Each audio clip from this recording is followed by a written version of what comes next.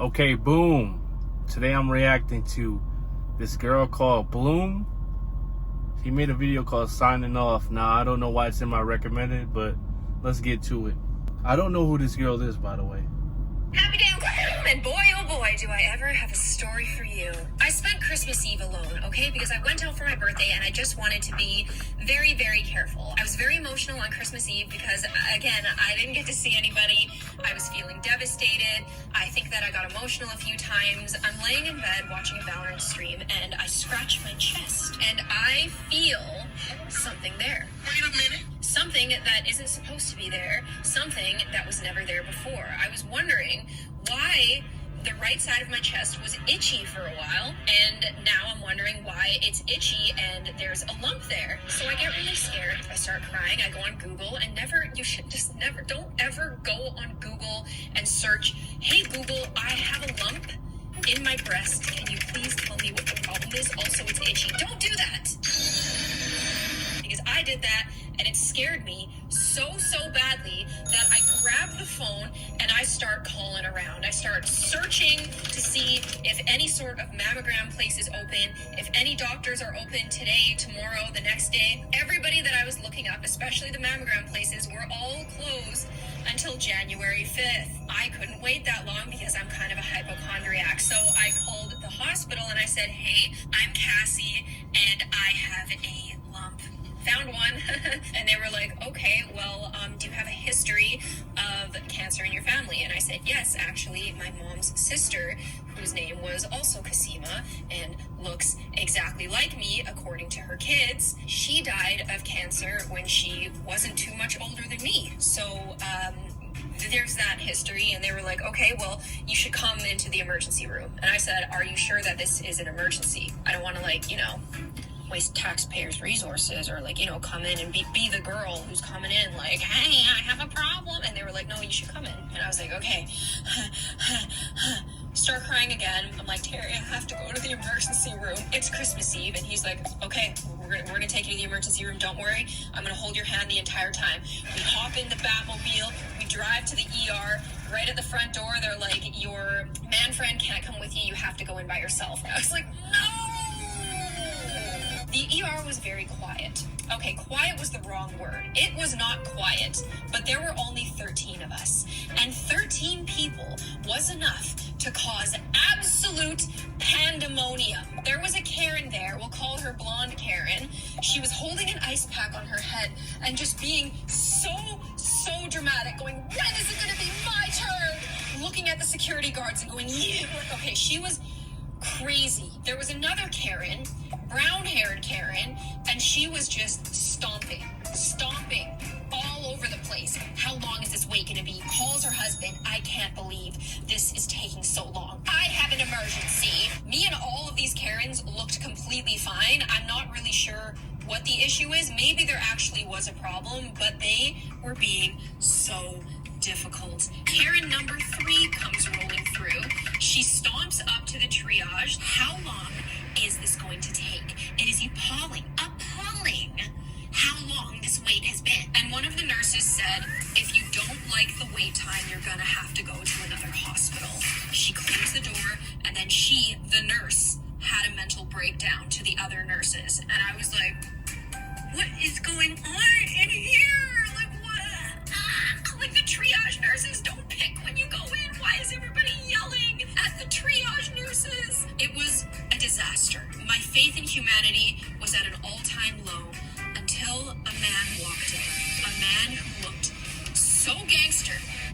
Crazy gangster, this guy. The drip was out of control. He walks in, he's like, "Hey, I need to go see a doctor." And the triage nurse was like, "Okay, what are you here for? Like, what's the issue?" I got stabbed. And the nurse was like, "Oh my goodness, when did this happen?" "Yesterday." And the nurse was like, "Oh my God." And I was like, "Oh my God, yesterday?" The nurse was like, "Why didn't you come in yesterday?" And he was like, "Because I was trying to spend Christmas Eve with my family, but I tried to sleep, bro, and it hurts so bad, so now I'm here." And the nurse was like, "Okay, can you show me your wound?" And he's like, "Yeah, for sure." He pulls up his giant baggy sleeve, and there is 10 centimeters packed thick of gauze gauze and then it's wrapped in tinfoil. Like, this man's about to bake his arm at 350 degrees Fahrenheit, a nice Christmas ham. This guy really had a knife go through his arm and then wrapped it up with gauze and tinfoil and tried to go to bed that night so he could make it to Christmas Eve. Like, it was insane. The nurse was like, "Can you show me the wound? Can you unwrap it?" He was like, no, bro, no. I need a doctor to do it. Can I please have some numbing? I can't unwrap it by myself. And then he turns around to all of us in the waiting room. The Karens have quieted down by then. We're all just like fascinated by this man. I'm a puss for pain. Sorry about my language. And I just thought it was really interesting how this man who took a knife in the arm had more class, sophistication, empathy, and elegance than every single Karen in that room combined. And when the triage nurse told this man to sit down and wait, he sat down and waited quietly. So my turn finally comes after about an hour and a half, which isn't that bad of a wait. So everybody who was also in there, like, probably didn't wait that long. I go into the doctor. They ask me to change into a gown. I'm like, yeah, for sure. And in there's a Karen who won't leave. We will call her red-haired Karen. I need another x-ray on my toe. And the doctor's like, we already did an x-ray. And she's like, well, I don't get why you won't put a cast on my toe. And he was like, with this kind of toe breakage, we don't usually it doesn't need a cast to heal. She's going back and forth with the doctor, even though her appointment has been complete.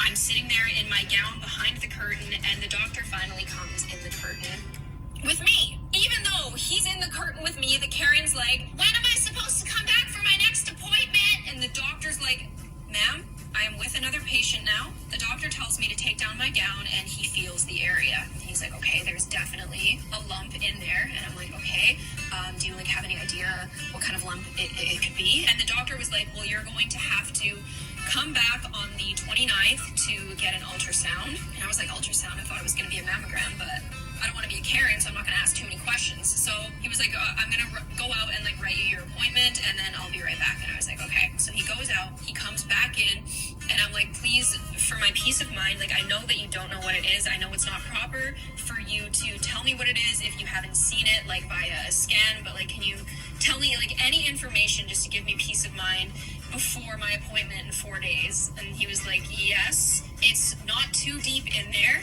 and it doesn't appear to be stuck, and it's not massive, and it doesn't have appendages or something. It's pretty smooth. I think that you're safe to be optimistic. Obviously, you're still going to need the scans just to make sure, but don't lose sleep over it. And I was like, okay, that's good. So I go home.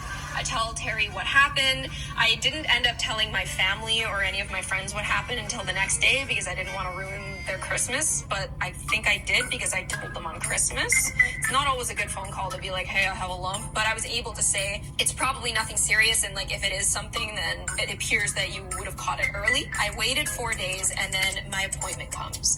It's worth mentioning that the night before my appointment, I was like, I need to wake up early tomorrow because the doctor told me to call ahead before my appointment. For some reason, though, I decided to eat the spiciest Mexican food I could get my hands on. There was that green sauce everywhere. I put extra hot sauce on top. I love spicy food. And I woke up with a terrible stomach ache. I woke up at 6 a.m. to call. They didn't answer. I called at 7, 8, 9:30, and on the way to the hospital, nobody answered. And I was like, what if they don't let me in because I didn't call ahead? They aren't answering. Do I leave a message? What do I do? My stomach really hurts. I feel like I'm going to need a bathroom. Oh, well, I'll use a bathroom at the hospital. So I go to the hospital and I say, hey, I have an appointment for an ultrasound. They're like, did you call ahead? I'm like, I tried, but nobody answered. Okay, it's going to be a pretty long wait, but yeah, you can go in and get changed. Unlike the ER, where there's only 13 people in there, if you don't count the people in stretchers, there were probably 50 women waiting there, and I could tell that they were all patients because they were all wearing the same blue gown with your butt sticking out as I was about to wear. I put it on, I'm looking for a bathroom, and the only one there was in between two waiting rooms, just absolutely loaded with women. And I was like, I'm not about to ruin everybody's holidays by going in this bathroom. They could all hear what's going on. I can't do it. I'm gonna have to wait. Hopefully it's like the hospital and I'm only waiting for an hour and a half. So I'm just sitting there rocking back and forth like a crazy person. I need to go to the bathroom so bad. And the wait ended up being 3 hours. Thankfully, there were no Karens in the room. 50 women in there about to get scanned, and all of them were so polite, so quiet, so patient. The 3 hours was amazing compared to the hour and a half in the ER. I finally get called in. The nurse is like, hey, how's it going? And I'm like, hey, it's going good. Pretty busy day, hey? Just trying to strike up some conversation. She's like, actually, we are very understaffed right now because people are out sick. And I was like, oh, maybe that's why they didn't answer the phone. Maybe that's why it's like so backed up. So I go in, I lay down on the table. She puts the jelly on me and she does the ultrasound. I'm like, okay, this is it. What's it gonna be? So she goes, talks to the doctor. She comes back and she's like, the radiologist has also requested that you do a mammogram. And I was like, whoa. Are you saying that he looked at my results? He went, what is going on here? My mind started just absolutely going crazy. And I was like, okay, we'll do the mammogram. I've never done a mammogram before. This should be fun. And she was like, okay, are you wearing deodorant? And I was like, yes, I am. And she's like, here's a cloth. You're going to have to wash deodorant off. And I'm like, okay, so I'm washing my deodorant off. She takes my chest, she puts it on a thing, and then she slams down a sheet of glass on it. And I'm like, ah! And she's like, make sure that you're relaxed. And I'm like, I can't. Why is it that 50% of the population are women and nobody has ever told me that mammograms hurt really bad? Or maybe I'm just a chicken. I don't know. I thought that it really hurt. We did the mammogram, and then she was like, okay, the doctor will be right back in with you to tell you what your results are. And I'm like, okay, here we go. Moment of truth. Glad I'm here. I'm glad I went to the ER, even though it was crazy. I'm glad to be here because whatever it is, I can deal with it. It's gonna be okay. She comes back in and not the doctor, and she's like, okay, it's a cyst. You're all done here. Thank you. And I'm like, whoa. Am I going to get to see a doctor? Because first of all, I'm glad that it's a cyst. That's amazing. Awesome. Love that. But the doctor in the ER had mentioned that if it's a cyst, if it's fibrous, then I might need to get a biopsy. Like I have a lot of questions. And she was like, I'm sorry, we are short-staffed. We don't have a lot of time. You got to get out of here. And I'm like, okay, can I change? And she's like, no, you have to change out there. And I'm like, okay, well, she has other patients, so that makes sense. So I'm changing, and I'm worried that I have this cyst in here. Like, I would have loved to know, like, what kind of cyst it was. Again, if it's a fibrous cyst, then, like, it could eventually cause a problem. Like, I needed more information, and I didn't get to ask my questions.